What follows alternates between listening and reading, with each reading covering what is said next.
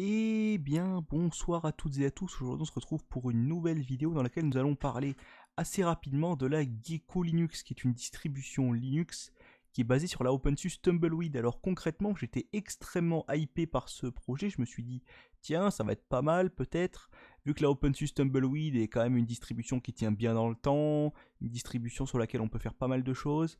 Peut-être qu'ils ont peut-être réussi à faire quelque chose de cool. Quand je lis un petit peu sur le GitHub ainsi que sur l'article DistroWatch ici, donc l'article DistroWatch ici, qu'ils se sont concentrés sur le polish et l'expérience d'utilisabilité out of the box de l'environnement de bureau.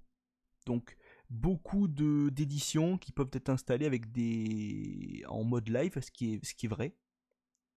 Quelques systèmes et logiciels non open source sont intégrés à Gecko Linux, qui ne sont pas proposés dans l'installation d'OpenSUSE par défaut, c'est vrai. Donc c'est notamment le dépôt Pacman.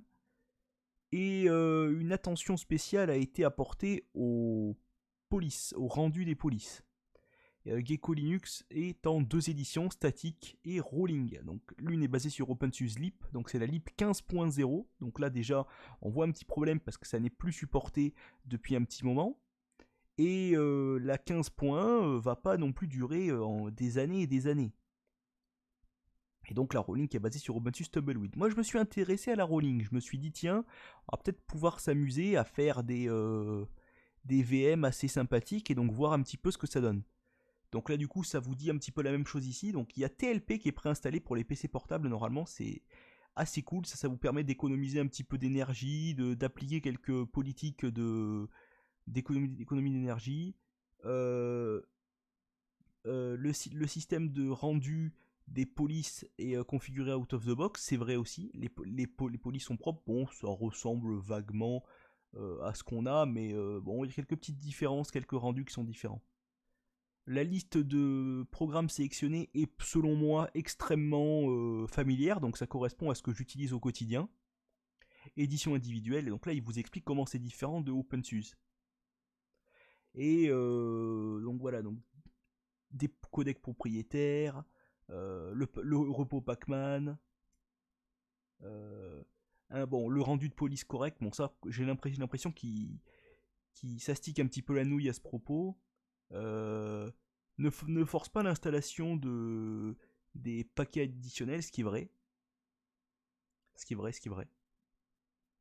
Alors que OpenSUSE propose seulement des patterns, donc c'est-à-dire qu'en fait vous installez un pattern et ça va vous installer tout un groupe de paquets en fait, ce que vous pouvez choisir beaucoup plus précisément avec Gecko Linux. C'est vrai que ça c'est un petit peu plus bon qualitatif.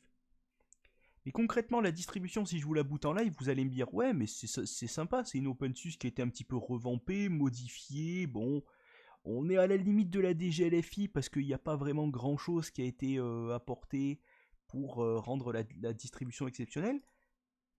Et ben moi je me suis dit la même chose. Jusqu'au moment où j'ai essayé de faire les mises à jour. Donc là si je fais un petit power on, on va se rendre compte que là je tape sur Gecko Linux Rolling et malheur ça ne fonctionne pas. Donc je tente de faire les mises à jour en faisant un zipper dump, tout ce qui est de plus classique, et je tombe là-dessus. Sachant que si je fais en recovery mode, ça ne fonctionne pas non plus. Donc je me considère utilisateur débutant. Alors je sais très bien qu'il doit y avoir des solutions pour résoudre ce genre de problème, mais concrètement, c'est pas quelque chose auquel je dois m'attendre. J'installe pas une Slackware ou une Gentoo ou une Arch Linux, là j'installe une OpenSUSE, donc une distribution assez basique, concrètement. Donc, je pense qu'il doit y avoir des trucs à aller modifier là-dedans, et puis que ça fonctionnerait peut-être mieux. Mais concrètement, si je fais un F10 ici, erreur, vous devez démarrer le kernel, ce qui n'est techniquement un petit peu con. Parce qu'il m'a désinstallé le kernel, et il m'a un petit peu laissé en plan, ce con. Voilà, donc ça concrètement, je trouve ça assez dommage. Et si vous pensez que ça vient de VMware, j'ai également testé avec VirtualBox. Donc là, on a une Gecko Linux Plasma. Donc là, c'est censé être une XQT. Et là, c'est une Plasma. Exactement pareil. Et si je vous montre la LXQT, ce sera exactement pareil. Sauf que là, elle est en UEFI.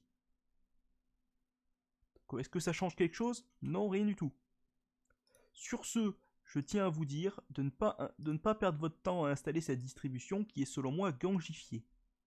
Sur ce, je vous dis salut à tous et à la prochaine.